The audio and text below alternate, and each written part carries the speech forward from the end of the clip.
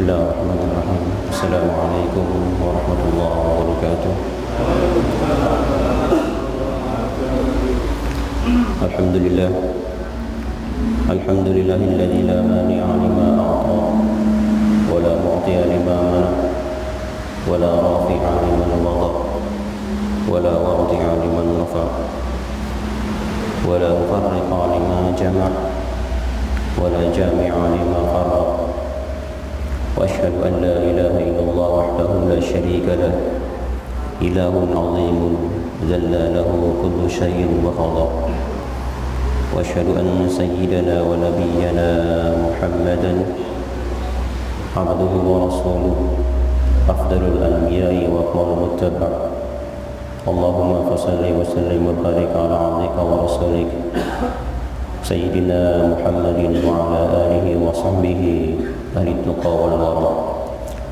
أما بعد فقد قال الله تعالى في القرآن الكريم أعوذ بالله من الشيطان الرجيم بسم الله الرحمن الرحيم إنا أعطيناك الكوثر فصل لربك وانحر إن شانئك هو الأبتر. وقال رسول الله صلى الله عليه وسلم من قرأ إنا أعطيناك الكوثر سقاه الله تعالى من أنهار الجنة. صدق الله العظيم وصدق وبلغ رسوله النبي الحبيب الكريم ونحن على ذلك من الشاهدين والشاكرين والحمد لله رب العالمين. سبحانك لا علم لنا إلا ما علمتنا إنك أنت العليم الحكيم. ربنا افتح بيننا وبين قومنا بالحق وأنت خير الفاتحين.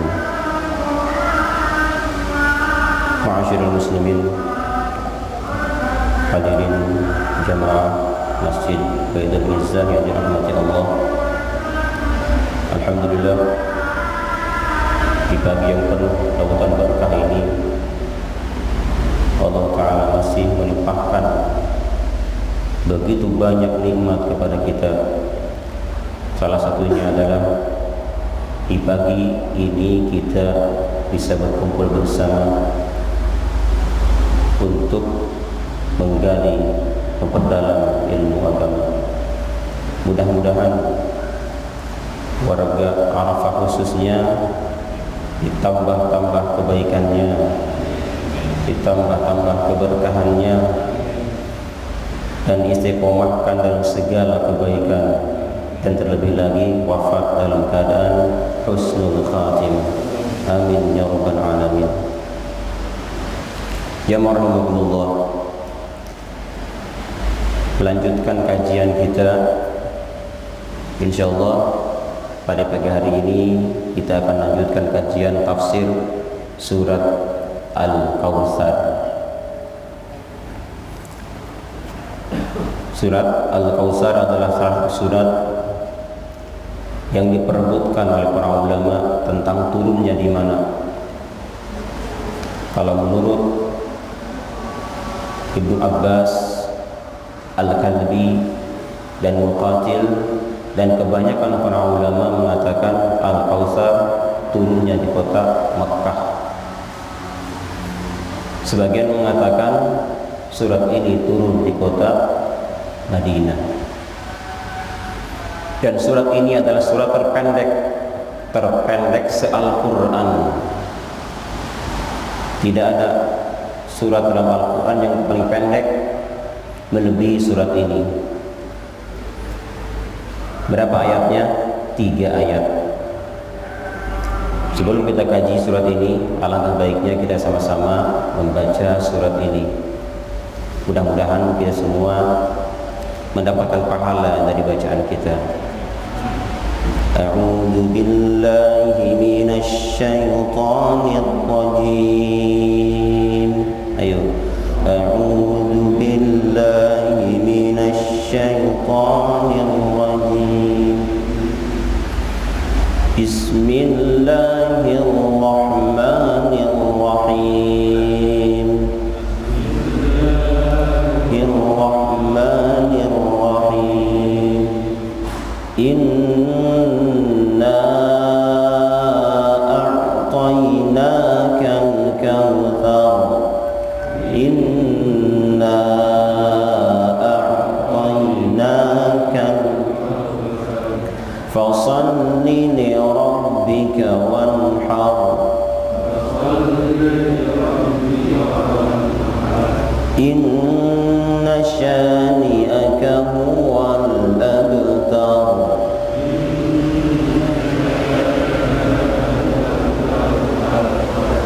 Sadaqallahul azim.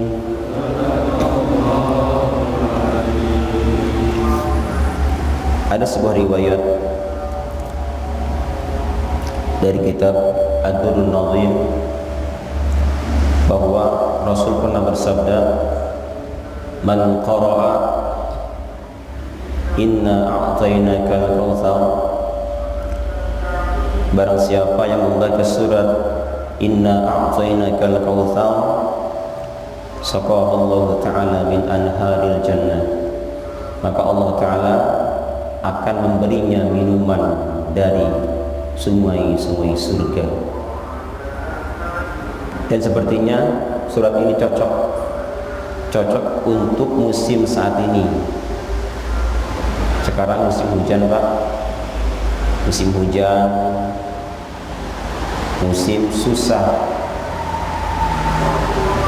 musim banyak yang di-PHK, musim banyak huru-hara, musim rezeki begitu susahnya. Depan saya ada sebuah kitab namanya Khazinatul Asrar. Kitab ini membahas tentang khasiat Al-Quran. Ada yang dari suratnya, ayatnya, dan diantaranya di sini disebutkan tentang keutamaan atau khasiat surat Al-Kautsar. Di antaranya, man admana qira'ataha raqqa qalbuhu wa khashi'a li rabbih wa sabata 'ala at-ta'ah wa idza quri'at 'inda nuzulil matar 100 marrah wa da'a al-qari bima yuhibbu min amri dunya wal akhirah yustajabu lahu du'a'uhu 'ala al-fawri. Di antaranya, barang siapa yang merutinkan mendawamkan membaca surat Al-Kautsar, maka yang pertama, raqqa qalbu, hatinya akan menjadi lembut, lunak.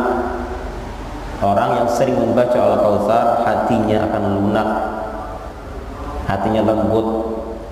Kalau hatinya lembut, lunak, insya Allah mudah menerima nasihat, mudah menangis, mudah berzikir, dan seterusnya. Tapi kebalikannya, jika hati kita keras, susah menerima nasihat, susah untuk menangis, susah mengingat Allah Ta'ala. Ini yang pertama. Yang kedua, wa khashi'a li rabbih, dan dia akan khusyuk beribadah kepada Allah Ta'ala.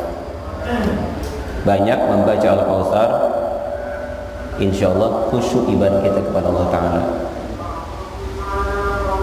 Yang ketiga, wasabata 'ala ta'ah, dan taatnya akan terus istiqamah berjalan, tidak pantang mundur insyaallah. Orang yang rajin membaca surat Al-Kautsar. Dan terakhir, apabila surat ini dibaca persis ketika hujan turun. Ketika hujan turun, surat Al-Kautsar dibaca sebanyak 100 kali. Kemudian setelah selesai membaca Al-Kautsar 100 kali, ketika hujan turun, dia berdoa. Dia angkat tangannya berdoa, ya Allah, ya Allah, ya Rabb, ya Rahman, ya Rahim. maka Allah Ta'ala akan ijabah, akan kabulkan doanya alal fauri, seketika itu. Dan ini termasuk mujarrabat. Arti mujarrabat adalah, kalau bahasa kita apa mujarrabat? Mujarrab. Kalau bahasa Arab mujarrabat diambil dari kata jarraba yujarribu tajriban. Bahwa mujarrib wa zaka mujarrab, artinya satu amalan yang telah diuji, yang telah dibuktikan, mujarrab namanya. Kalau kita manjur Pak ya, manjur. Ini mujarrab artinya apa? Tidak sedikit seorang membuktikan amalan ini. Hujan turun, baca Al-Kautsar sekali, berdoa, insyaallah terkabul.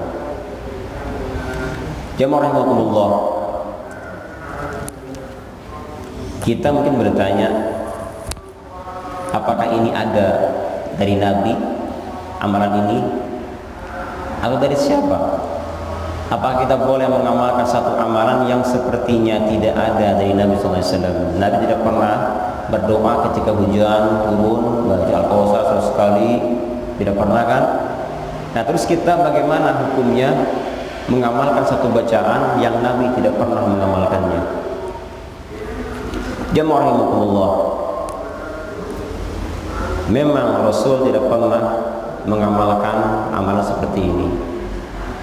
Akan tetapi amalan-amalan baik dari zikir Al-Quran terutama, ketika diamalkan namun tidak sesuai, tidak ada dari sananya, tetapi mujarrabat, terbukti ampuh, terbukti berhasil, maka ini termasuk mengamalkan satu ayat Al-Quran yang berbunyi wa nunazzilu minal Qur'ani ma huwa shifaa'un wa rahmatun lil mu'minin. Allah katakan, kami turunkan dari Al-Quran ma huwa shifa', ayat atau surat yang isinya berupa syifa, obat penyembuh dari segala penyakit. Termasuk penyakit adalah susahnya ekonomi kita, itu penyakit, diobatilah dengan Al-Quran tadi. Dan juga Allah mengatakan dalam Al-Quran surat yang lain, walau anna Qur'anan suyirat bihil jibal au quti'at bihil ardu au kullima bihil mauta. Seandainya ada satu bacaan yang dengannya gunung bisa berjalan, tanah bisa terbelah, bahkan yang mati bisa bicara, maka tentu itu adalah Al-Quran. Bayangkan, seandainya ada bacaan yang dengannya gunung bisa jalan, yang mati bisa bicara, tanah bisa terbelah, itu Al-Quran. Dasar inilah para ulama-ulama membuktikan mereka khasiat Al-Quran dari ayatnya, dari suratnya, dan ternyata mujarrab, terbukti. Dan ini tidak perlu kita mencontoh kepada Rasulullah SAW. Cukup kita ambil dalil umum ini. Dan ini bukan berarti kita mengada-ngada, bukan, tapi kita mengambil sesuatu yang memang ada dalam Al-Quran. Dan Rasul pun mengajarkan dengan dua cara ketika seseorang meruqyah, baik dengan cara ditiup atau diusap. Ini secara khusus Nabi mengajarkan ditiup atau diusap. Kalau kita baca doa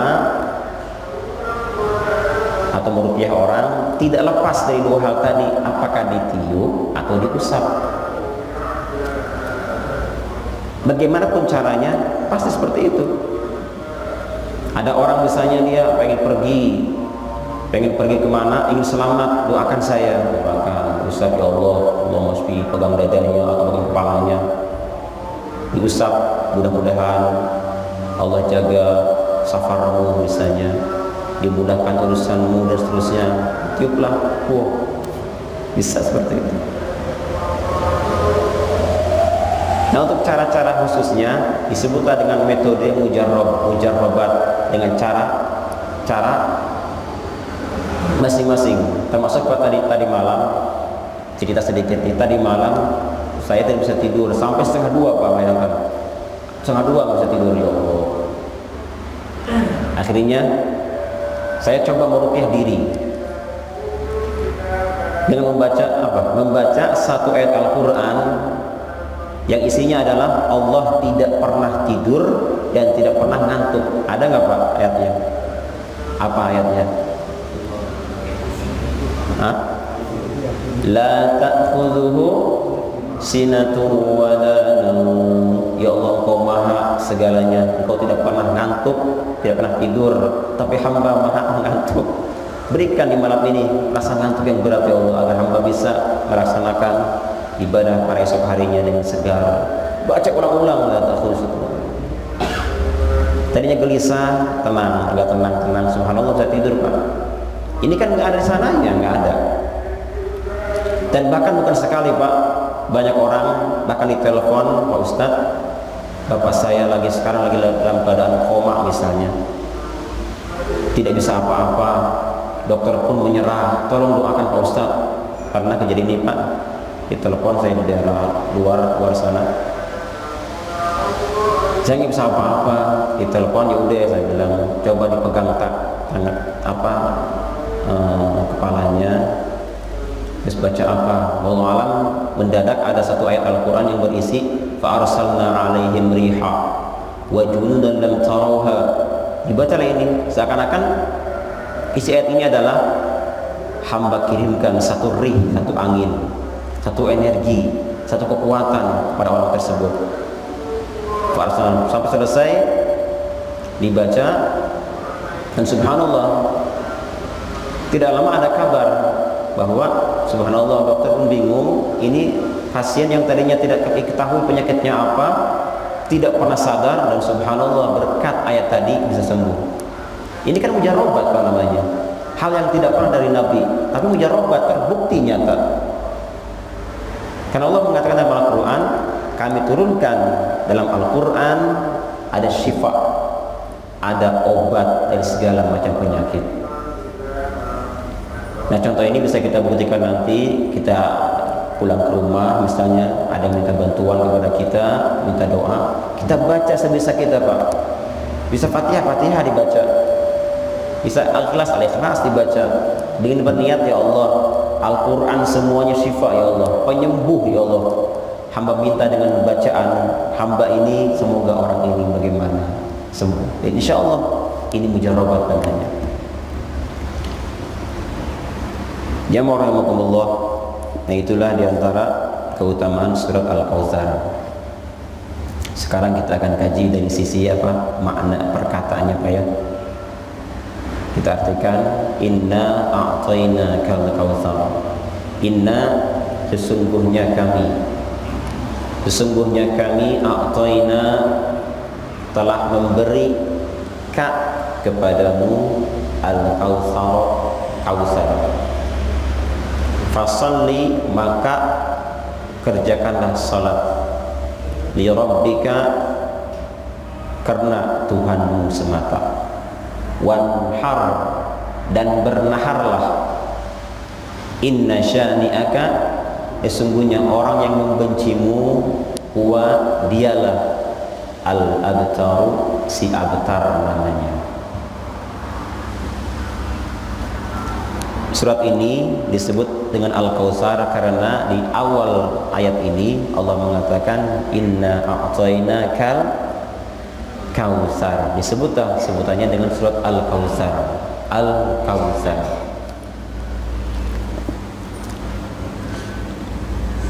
Makna Al-Kautsar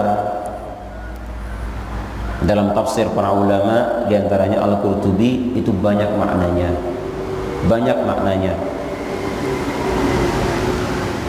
Kalau depan saya ini disebutkan bahwa makna Al-Kautsar itu ada 16 pendapat Pak. Al-Kautsar maknanya ada 16 arti. 16 arti. Yang pertama, Al-Kautsar diartikan dengan makna nahrun fil jannah, sungai yang berada di surga, itu namanya Al-Kautsar. Sungai di surga namanya Al-Kautsar. Sebagaimana Al-Bukhari mengatakan dalam hadisnya dari Ibnu Umar, Rasul bersabda, Al-Kautsaru nahrun fil jannah. Kautsar adalah sungai yang berada di surga. Hafatahu min zahab. Dua pinggirnya, dua tepinya itu terbuat dari emas. Dua tepinya dari emas. Wa majrahu ala durri wal yaqut. Tempat dia mengalir itu di atas mutiara dan yakut. Tanahnya dari misik. Airnya lebih manis daripada madu, lebih putih daripada salju. Hadis hasan sahih. Ini yang pertama. Al-Kautsar adalah sungai yang berada di surga. Yang kedua, Kautsar diartikan dengan haudun Nabi, telaganya Nabi. Ini paling masyhur, Pak. Kautsar adalah telaganya Nabi. Disebutkan di sini dalam hadis Muslim dari Anas bin Malik, ketika kami, kata Anas, sedang bersama Nabi, tiba-tiba Nabi menundukkan kepalanya sejenak. Tidak lama mengangkat kepalanya dan tersenyum. Tersenyum. Kami para sahabat bertanya, "Ya Rasulullah, ma adhakaka?" Ya Rasulullah, kenapa Anda tersenyum? Beliau menjawab, "Nazalat alayya anifan surah, barusan turun surat kepadaku." Nah, ketika Nabi mengatakan surat ini, beliau membaca basmalah, Pak. Hanya di surat inilah Nabi ketika dikatakan surat turun membaca basmalah. Bismillahirrahmanirrahim. Inna a'tainakal kautsar sampai selesai. Baca basmalah dan baca surat sampai selesai. Nah, kemudian beliau bertanya kepada sahabat, "Tahukah kalian apa itu Kautsar?" Mereka menjawab, hanya Allah dan Rasulnya yang mengetahui apa itu Al-Kautsar. Kata Rasul, Kautsar adalah nahrun wa'adanihi Rabbi, satu sungai yang Allah janjikan kepadaku, dan di atasnya ada khairun kasir, banyak kebaikan-kebaikan. Dan Kautsar ini adalah haudun, satu telaga.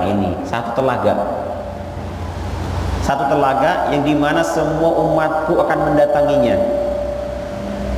Semua umatku akan datang ke telaga tersebut. Bejana-bejananya banyaknya seperti jumlahnya bintang di langit. Banyak jumlahnya bejana sejumlah bintang di langit. Tetapi di antara umatku ada seseorang yang diusir dari tempat tersebut. Ada seseorang, Pak, ketika masuk ke telaga Nabi dilarang, diusir. Kata Nabi, "Innahu min ummati." Itu umatku, kenapa diusir? Kemudian dikatakan kepada Nabi, "Innaka la tadri ma ahdatsaka ba'dak." Innaka la tadri ma ahdatsa ba'dak. Hai Muhammad, engkau tidak mengetahui apa yang telah dia buat setelah engkau wafat. Artinya orang ini mengada-ngada setelah wafatmu.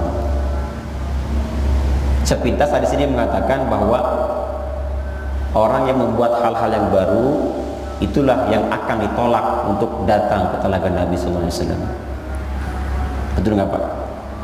Sepintas hadis ini mengatakan orang yang membuat hal-hal yang baru, anggaplah bid'ah, maka dia akan ditolak untuk mendatangi telaga Nabi SAW. Para ulama menjelaskan di sini, makna di sini adalah dia khususkan untuk orang yang murtad dan orang yang munafik. Nabi kenapa mengatakan dia umatku? Karena beliau melihat dari sisi dia beriman, bersyahadat, sholat, puasa, zakat, sementara hatinya tidak beriman. Oleh karena itu Nabi mengatakan dia umatku, padahal bukan umatnya. Kenapa? Karena hatinya tidak seperti itu. Yang kedua, yang mengatakan ini terjadi kepada satu kelompok, mereka mengatakan iman kepada Nabi, syahadat kepada Nabi, itu hidup di masa Nabi masih ada. Mereka iman, tetapi setelah Nabi meninggal dunia, wafat, orang ini malah jadi murtad. Nah, makanya Nabi ketika mengatakan dia umatku, itu ketika Nabi masih hidup, dan dia melihat sendiri bahwa orang ini beriman kepada Allah Ta'ala. Karena dia iman, akhirnya dikatakan innahu min ummati, dia umatku. Padahal kenyataannya setelah Nabi wafat, dia malah murtad. Ini yang kedua. Dan yang ketiga, maksud dalam ayat ini ialah satu kelompok yang membuat hal yang baru, yang sekiranya membuat hal-hal baru yang berisikan dengan akidah seperti akidah kita dengan Syiah beda. Nah, Syiah atau Khawarij ini beda dengan kita. Inilah yang dimaksud dengan ayat tersebut. Kalau yang kecil-kecil Pak, beda kecil-kecil itu tidak termasuk dalam hadis ini. Insya Allah tidak termasuk.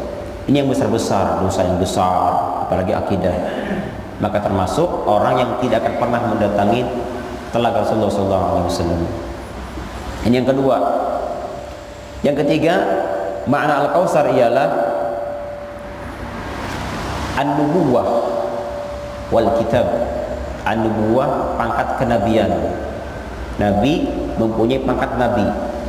Nabi mempunyai kitab Al-Quran. Nah, itulah makna Al-Kautsar. Al-Kautsar adalah pangkat kenabian beliau dan Al-Quranul Karim. Jadi inna a'tainaka al-kautsar, kami berikan kepada Muhammad Al-Kautsar. Artinya bisa sungai di surga, bisa telaga, bisa juga Al-Quran atau pangkat kenabian. Yang keempat adalah Al-Quran secara khusus. Ini pendapat Al-Hasan. Jadi Al-Hasan mengatakan makna Al-Kautsar ialah hanya Al-Quran saja, khusus Al-Quran. Yang kelima, biar cepat, Al-Islam, Islam termasuk Al-Kautsar maknanya. Yang keenam, Taisirul Quran wa takhfifus syara'i, dimudahkannya Al-Quran dan diringankannya syariat Islam. Umat-umat terdahulu kitabnya susah Pak, susah, bahkan mungkin sedikit kelompok yang hafal kitab Taurat, Injil, jarang sekali. Tapi umat kita Muhammad SAW banyak menghafal Al-Quran, susah dimudahkan. Dari awal tidak bertitik kasih titik, tidak berharakat dikasih harakat, susah juga dikasih warna. Sekarang kan Pak dikasih warna, repot juga kasih pulpen yang ada suaranya. Terus seperti itu. Mungkin kedepannya wallahu alam Pak, bagaimana Al-Quran dimudahkannya lagi kita nggak tahu. Terakhir yang saya tahu itu Pak, ada pena bersuara itu tuh. Mungkin di sini ada yang tahu depannya apa gimana Al-Quran dimudahkan lagi. Intinya apa? Al-Quran akan semakin mudah dipelajari. Sekarang nggak usah beli Quran gede-gede Pak, cukup install. Muncullah Al-Quran. Mananya apa? Install mananya, terjemahannya. Tafsirnya apa? Install tafsirnya apa? Termasuk di HP saya ini Pak. Ini install Al-Quran. Ada tafsir Al-Qurtubi, ada Al-Wasit, Al-Baghawi, ada At-Tantawi dan sebagainya, banyak sini. Makanya mudah. Makna Al-Kautsar adalah dimudahkannya Al-Quran dan diringankannya syariat Islam. Jadi kita ini umat yang paling ringan syariatnya. Tidak kayak dulu. Orang dulu itu kalau punya dosa, taubatnya khusus bagaimana caranya. Ada yang dibunuh diri baru taubatnya diterima.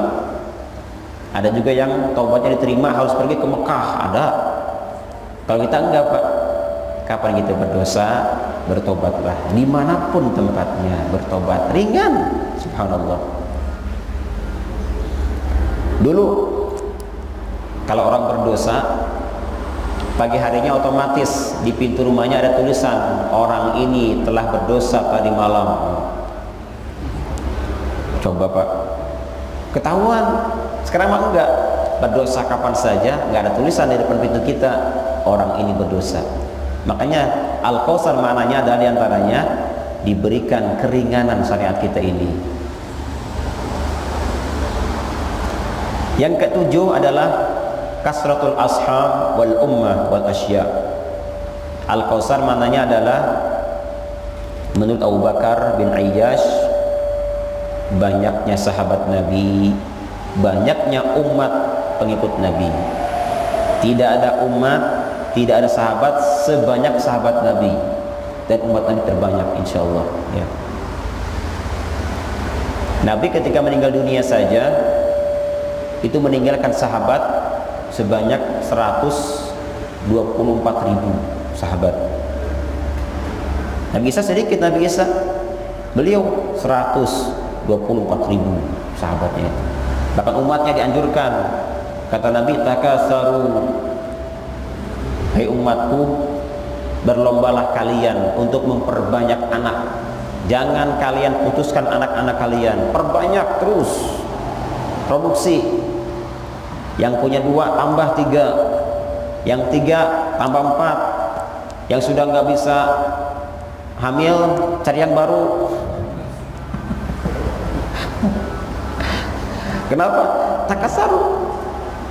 Soalnya apa? Soalnya Nabi kita akan lomba nanti dengan Nabi yang lainnya. Siapa paling banyak umatnya nih? Nah makanya tidak boleh kita ini memutuskan apa? Memutuskan turunan. Tidak boleh. Hukumnya haram kalau tidak bahaya. Kecuali ada dokter mengatakan ini kalau hamil bahaya, bisa nyawa taruhannya, baru boleh. Dan makruh hukumnya menunda kehamilan, menunda ya, bukan memutuskan, menunda. Makruh hukumnya menunda kehamilan, tidak haram, hanya makruh saja. Orang minum obat misalnya agar tidak langsung hamil, ini makruh hukumnya, tidak haram makruh. Yang kedelapan adalah al-isar, selalu diutamakan.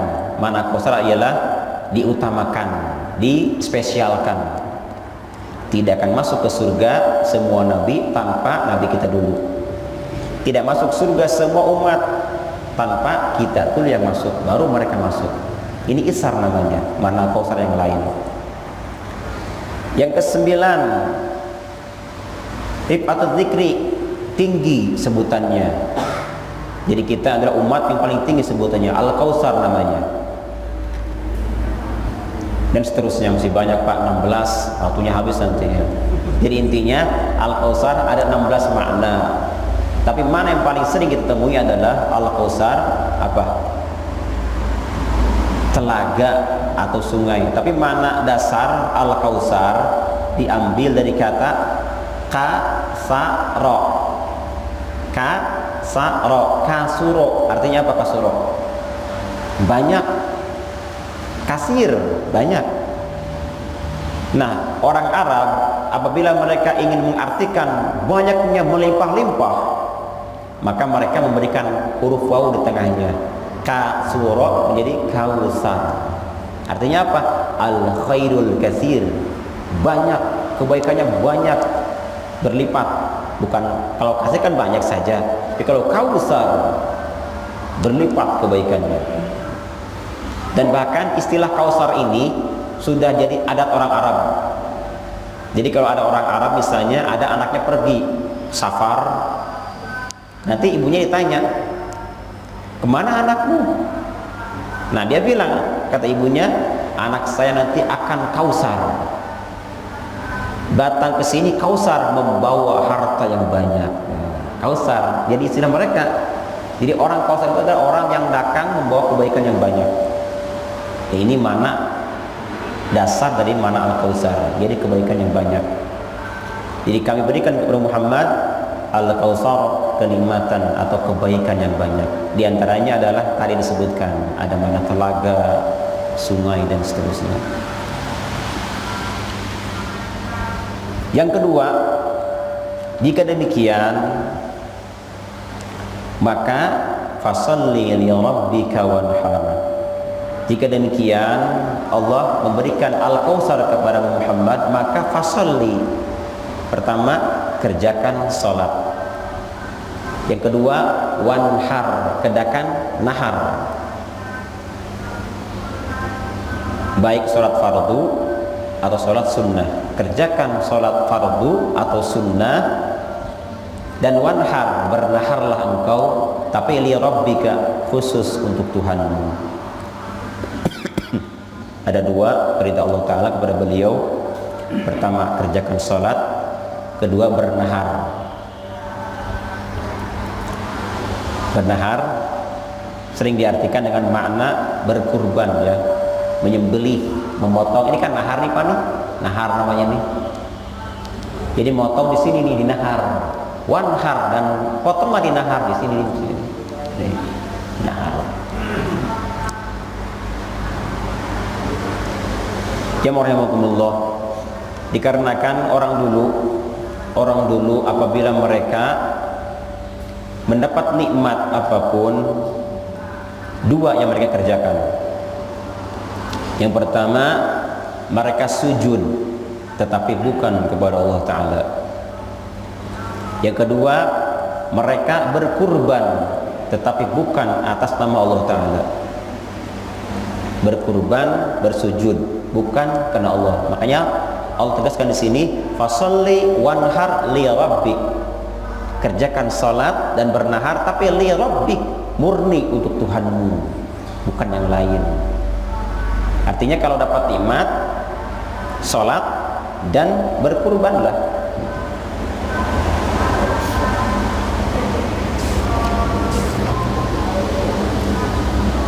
Sebagaimana Allah Ta'ala berfirman dalam Al-Quran, dan insya Allah semua punya hafal surat ini Pak, hafal ayat ini. Apa ayatnya?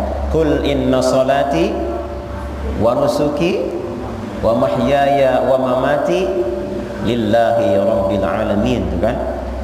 Qul, katakan, inna salati, salatku, wa nusuki, ibadahku, wa mahyaya, hidupku, wa mamati, matiku, lillah, hanya untuk Allah Ta'ala rabbil alamin.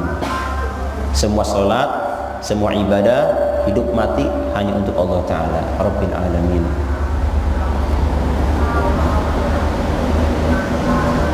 Ini mana yang kedua?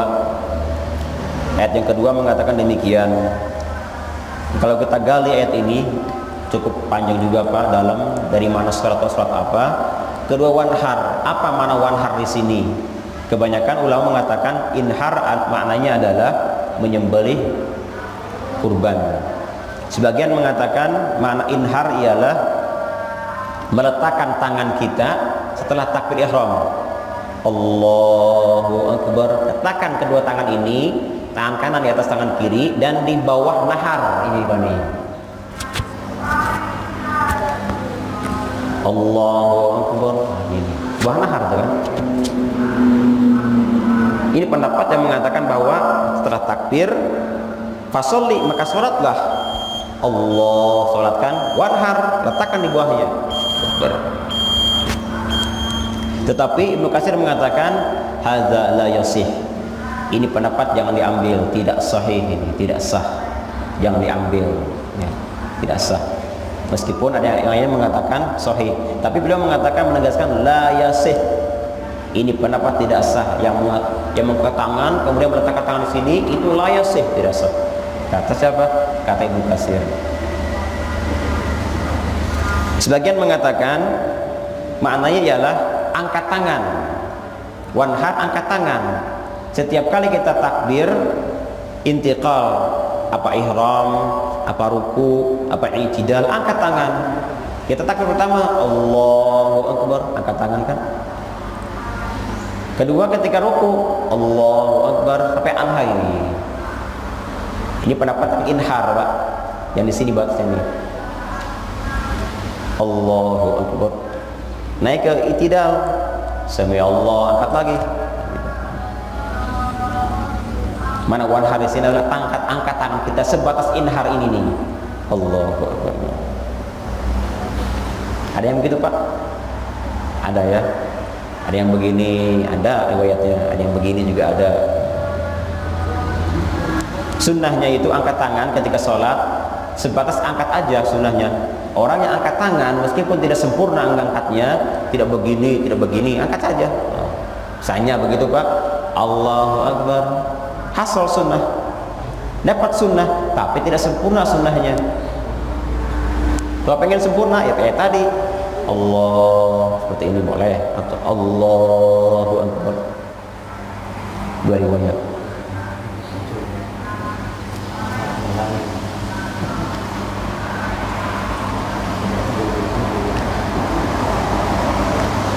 Nah dari semua makna tadi, yang paling sahih ialah pendapat makna inhar ialah berkurban. Ada yang mengatakan fasalli, maka kerjakan sholat sunnah idil adha,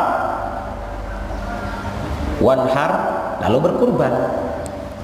Jadi dua ayat ini ada yang mengatakan mengartikan kerjakan sholat idil adha, lalu wanhar, bernaharlah. Sholat dulu baru potong kambing atau potong sapi ya.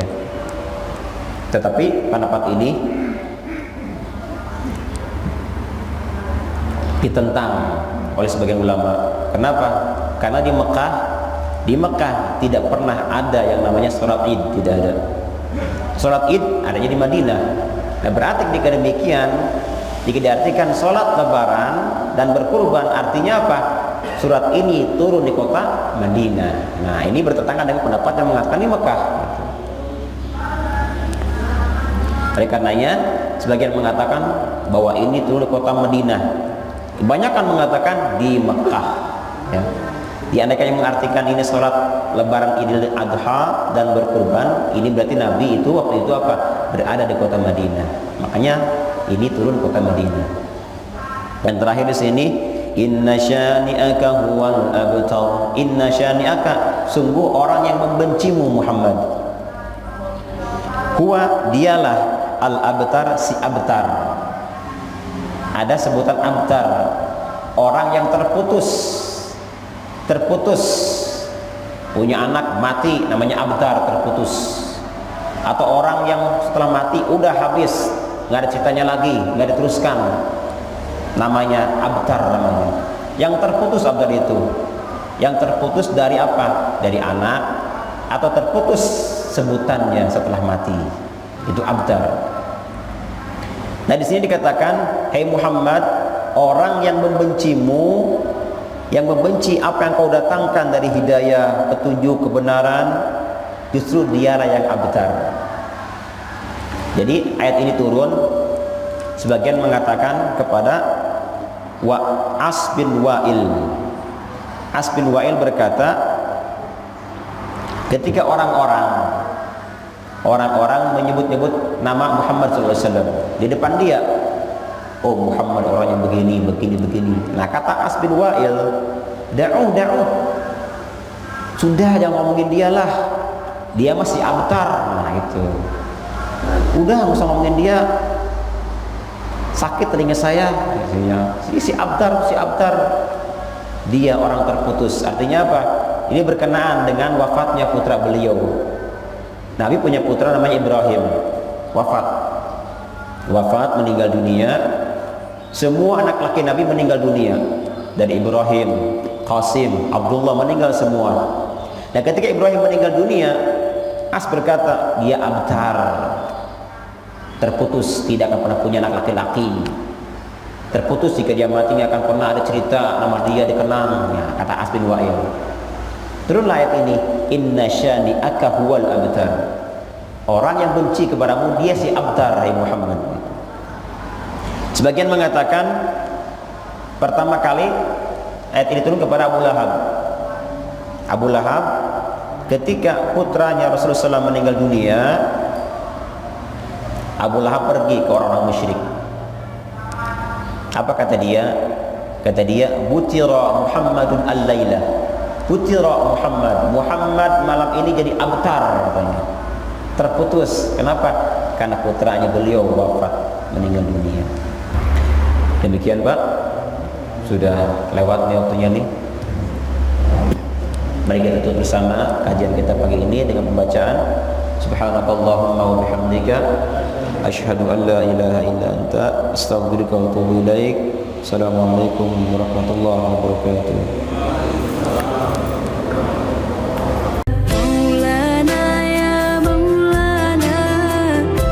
سميع دعاء